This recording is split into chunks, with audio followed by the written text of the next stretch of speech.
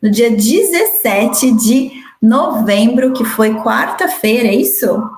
Foi quarta-feira da semana passada, saiu uma notícia no jornal Valor Econômico falando que o título da notícia é: STJ prevê julgamento sobre venda de produtos com imunidade tributária.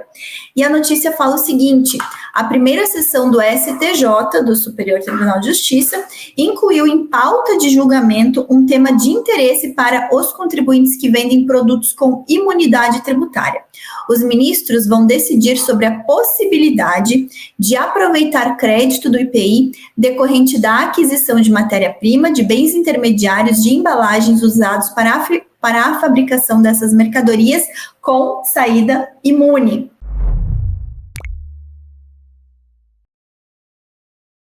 O que acontece? O IPI, que é o Imposto sobre Produtos Industrializados, que é um imposto de competência federal, previsto lá na nossa Constituição Federal de 1988, no artigo 153, no inciso 4, tá?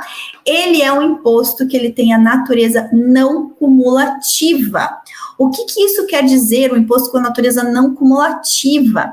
Ele segue o princípio de que todas as compras, tá? Todas as compras agravadas com o imposto geram um crédito daquele imposto que serve para ser deduzido do imposto a pagar, tá? O que acontece? Lá em 1999, por meio da Lei 9.779, anotem essa lei, Lei 9.779 de 1999, no artigo 11, veio-se prever a possibilidade de, mesmo que a indústria, o contribuinte do IPI, tá? Porque o contribuinte do IPI nem sempre é só a indústria, tá? Por mais que a gente fale de imposto sobre produtos industrializados, a legislação prevê como contribuinte do IPI o industrial ou equiparado a industrial. Então, muitas vezes existem empresas que são atacadistas, mas que pelo fato de fazer parte de um grupo econômico e pela legislação do IPI serem consideradas como parte vinculada de uma indústria, de um industrial, passam a ter também a adquirir, tá?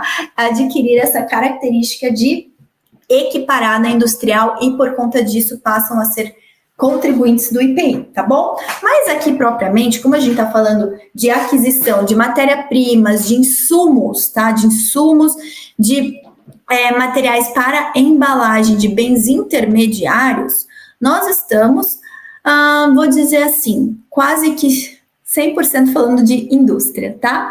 Porque, Letícia, embalagem eu posso adquirir embalagem e fazer uma venda mesmo sendo uma atacadista, mas o próprio fato de eu embalar, de eu acondicionar uma mercadoria já está enquadrado lá dentro do conceito de industrialização, tá bom? Então, aqui eu estou falando com indústria porque eu estou falando com indústria que adquire matéria-prima, bens intermediários ou materiais para embalagens, tá? Adquirem com o gravame do IPI. Então, todos esses produtos, quando eles vêm, são comprados, eles têm lá o destaque do IPI, certo? Letícia, mas e se eu estou comprando de uma não indústria? Se eu estou comprando de um atacadista, por exemplo, tá? Estou comprando ali uma embalagem que é de um atacadista.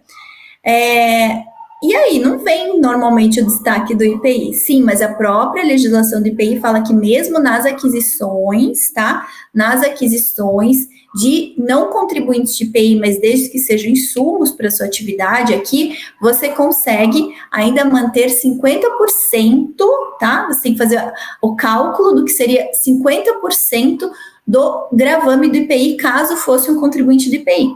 Então, mesmo que não haja destaque na nota fiscal do IPI, se você está comprando, tá, como insumo para a sua atividade, mesmo que seja de não contribuinte, a legislação do IPI permite que você mantenha um crédito no percentual de 50%, tá, do que seria se aquela compra tivesse IPI, tá bom? Então, você adquire esses produtos e você adquire um crédito de IPI, ok? Na saída, na venda desses produtos, o que vai acontecer? A venda, ela vai ser desagravada, vai ser desonerada do IPI. Por quê? Porque a legislação estabelece para a venda de determinados produtos, ela estabelece alíquota zero. Para vendas de outros produtos, ela estabelece uma isenção. E para a venda de outros produtos, ela pode estabelecer aí uma imunidade, tá? Qual que é a principal imunidade em termos de IPI que a legislação traz? Exportação, tá? Exportação é uma imunidade. Então, sempre que eu vou fazer a saída de um produto para exportação, esse produto vai ter a imunidade do IPI, tá bom? Imunidade do IPI. O que acontece? Antes da Lei 9.779, não existia nenhuma legislação prevendo, tá? Ao contrário, se vedava a manutenção do crédito do IPI quando a saída fosse desonerada, quando a venda da mercadoria industrializada fosse uma venda que não sofresse incidência do IPI, por alíquota zero, por não incidência, ou por isenção. Então, sempre que não tivesse o IPI na entrada, o crédito o IPI na saída, o crédito da entrada teria que ser estornado, não poderia ser utilizado, tá? Daí vocês podem perguntar, tá, mas para que eu vou utilizar o crédito desse IPI se eu não vou ter IPI para pagar na saída? Mas lembre-se, gente, por ser um imposto federal, você pode não ter o IPI em determinadas mercadorias que você vende como indústria, mas pode ter em outras mercadorias, certo?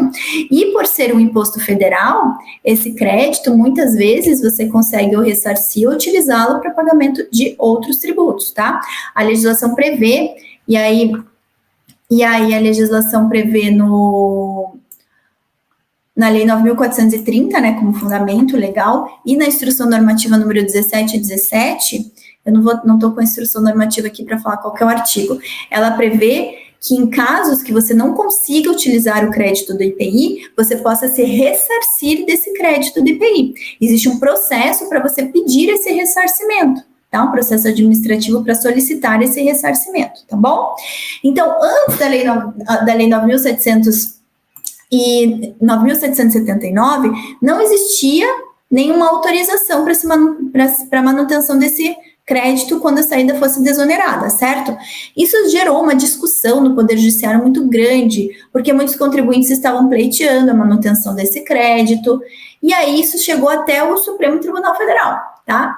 Aí o Supremo Tribunal Federal, no recurso extraordinário, eu tenho o número aqui se vocês quiserem anotar, 460.785, dígito 9, né, 460.785-9, decidiu que não era possível a manutenção desse crédito quando a saída fosse desonerada por ausência de previsão legal. Só que esse recurso extraordinário, ele foi julgado depois de que a Lei 9.779 já estava em vigor, tá? Ele se referia a um caso anterior, mas ele foi julgado depois da Lei 9.779. E aí deixou expresso lá no julgamento, olha, se refere a saídas, tá, de produtos fabricados antes da Lei 9.779, não é possível manutenção desse crédito, se a saída é desonerada. Agora, se for depois da lei, aí tudo bem, porque daí se aplica a lei, tá? Por que o STJ está julgando isso agora? Porque nós temos aí, quando a gente vai falar de desoneração, nós temos hipóteses de alíquota zero, hipóteses de não incidência do IPI, hipóteses de isenção do IPI e hipóteses de imunidade do IPI. Qual que é a diferença da imunidade? Imunidade é aquilo que desonera o IPI, mas que tem previsão constitucional. Então, a Constituição, ela fala, quando a gente vai olhar lá o artigo 153, que é o artigo que trata do IPI, a única imunidade que tem lá relacionada ao IPI é o que está previsto aqui no parágrafo 3º. Fala o seguinte, o imposto previsto no inciso 4 não incidirá sobre produtos industrializados destinados ao exterior. Então, essa é uma imunidade do IPI. O que o STJ está julgando? Está julgando que se nos casos de imunidade do IPI, se mesmo assim vai se aplicar a Lei 9.779, porque a Lei 9.779, ela fala, inclusive, de produto isento ou tributado a alíquota zero. Não fala de produto imune, fala de produto isento ou tributado a alíquota zero. Mas aí, se a gente for mergulhar mais a fundo, nós podemos olhar o ato declaratório interpretativo da Receita Federal número 5 de 2006, em que ele fala o seguinte, tá? Fala o seguinte, ele vem falando sobre no artigo 2º ele fala, o disposto no artigo 11 da Lei 9.779, tá? Não se aplica aos produtos com a notação NT, não tributados, tá?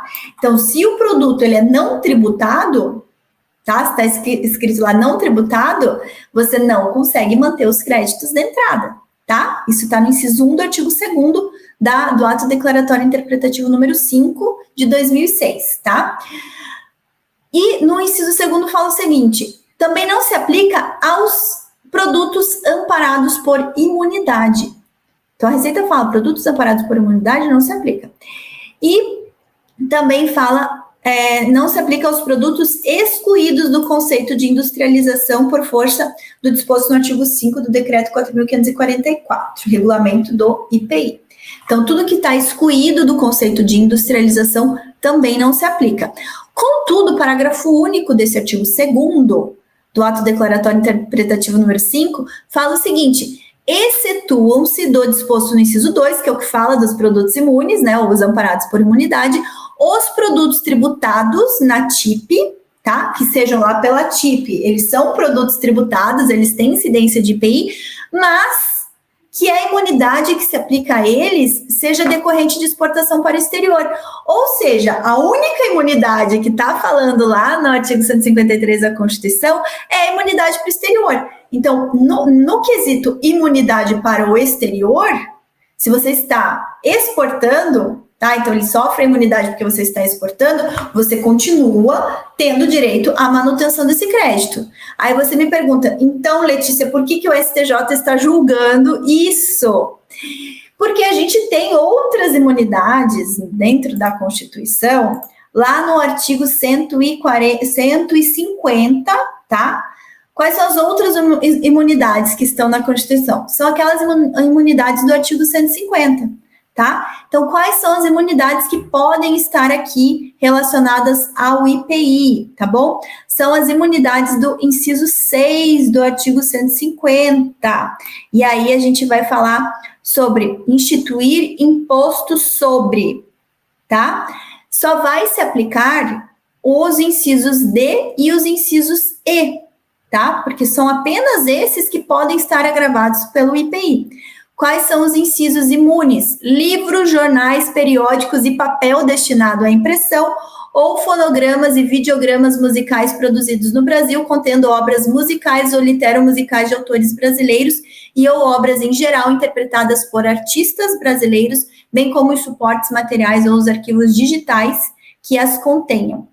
Salvo na etapa de replicação industrial de mídias óticas de leitura laser. Isso aqui, gente, hoje em dia já está super ultrapassado, porque a gente nem vende mais CD, né, DVD, tá vendo? Mas seria para CD, para DVD e para livros, jornais, periódicos. Então, tudo que seja industrialização, tá, de livros, jornais, periódicos, lembre que tá, né, dentro dessa imunidade também se aplica os tablets, né, os leitores de e-book digital, né, então também se aplica aqui. Né, os e-books, os livros digitais, revistas digitais, tudo aqui. Se as indústrias, né, que comercializam esse tipo de produto, tá, que industrializam esse tipo de produto, compram insumos agravados pelo IPI, e a saída do IPI não tem, porque é imune, estão dentro dessa discussão do STJ, tá, para saber se o artigo 11 da Lei 9.779 abarca esse tipo de imunidade. Porque a imunidade para exportação, a gente já viu que a própria Receita Federal entende que essa imunidade para exportação está válida. Porque teve lá o gravame do IPI, está previsto o gravame do IPI, só que como o produto está sendo vendido para o exterior, ele acaba recebendo a imunidade. Agora, na tabela do IPI, se a gente for ver qualquer coisa relacionada a livros, jornais, periódicos e a CD, DVD, enfim, ele já não vai ter incidência do IPI por conta da imunidade, não vai ter lá, né, o destaque do IPI. Então, é isso que está sendo discutido no STJ, tá? Então, vão ser essas as empresas, essas as indústrias que podem, caso o STJ entenda que a imunidade não está dentro lá do artigo 11 da Lei 9.779, aí podem sim sofrer uma perda lá no STJ.